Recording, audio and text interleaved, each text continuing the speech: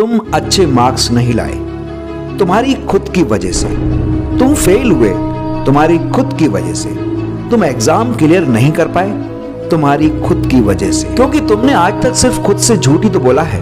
तुम्हारी पढ़ाई ना करने का कारण सिर्फ खुद से झूठ बोलना है। पढ़ाई मुझसे नहीं होने वाली, पढ़ाई मेरे बस की बात नहीं, बहुत कंपटीशन है, मैं अच्छी कोचिंग नहीं गया इसलिए पास नहीं हुआ, मैथ्स मेरे बस की बात नहीं है।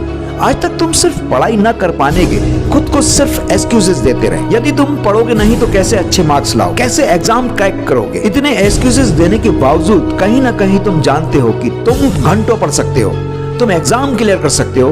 तुम खुद से झूठ बोलना बंद करो। दोस्तों, अब खुद को विश्वास दिलवाओ कि तुम कौन हो, तुम सब कुछ कर सकते हो।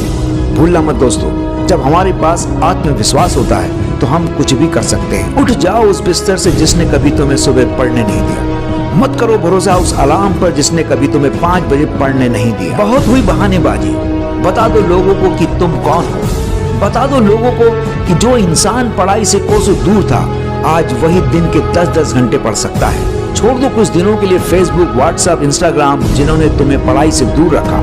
बता दो अच्छे मार्क्स लाकर उन लोगों को जिन्हें तुम पर रत्ती भर भी विश्वास नहीं है। छोड़ दो वो दोस्ती यारी जिसने तुम्हारा सिर्फ समय बर्बाद करा।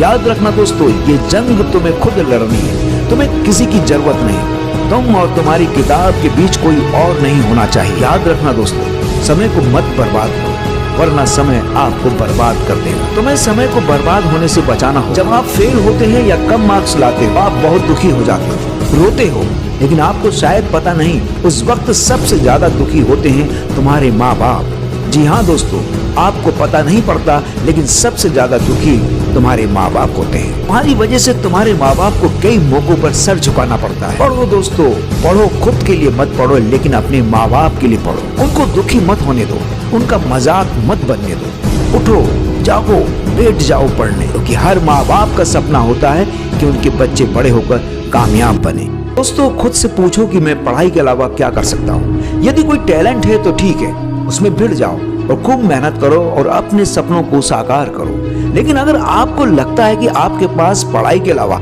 कोई स्किल्स नहीं है तो क्यों पढ़ाई ना करने का बहाना ढूंढ रहे हो। सचिन तेंदुलकर, विराट कोहली, इन लोगों ने पढ़ाई छोड़ी क्योंकि इन्हें अपनी काबिलियत पर भरोसा था। इन्हें मालूम था कि वो क्रिकेट में कुछ कर लेंगे। लेकिन अगर आप किसी और काम में माहिर नहीं है तो क्यों पढ़ाई नहीं कर रहे हो, क्यों पढ़ाई न करने का बहाना ढूंढ रहे हो। तुम्हें पढ़ाई में मन लगाना ही पड़ेगा मेरे दोस्त, तुम्हारे पास कोई दूसरा ऑप्शन नहीं है। तो क्यों समय बर्बाद कर रहे हो। जब पता है पढ़ना ही है तो खुद की पूरी एनर्जी झोंक दो पढ़ाई में। ऐसे कई लोग होते हैं जो खुद को दूसरों से पढ़ाई में बहुत कम समझ लेते हैं। वो ये मान लेते हैं कि वो पढ़ाई में बहुत कमजोर है। तो ये तुम्हारी सबसे बड़ी भूल है कि तुम कमजोर स्टूडेंट रहे हो। विवेकानंद ने कहा है कि कभी ये मत सोचो कि मैं नहीं कर सकता, क्योंकि आप अनंत हैं। सभी शक्ति आपके भीतर है, आप कुछ भी कर सकते हैं। यदि आप खुद को कमजोर समझने की गलती कर रहे हो तो आपको बता दें, दुनिया के कई महान लोग बचपन में एक एवरेज स्टूडेंट से भी कम स्तर के रहे हैं, लेकिन उन्होंने बाद में इतिहास रच के दुनिया को चौंकाया। अल्बर्ट आइंस्टीन को स्कूल में उनके टीचर ने बेवकूफ कहा था।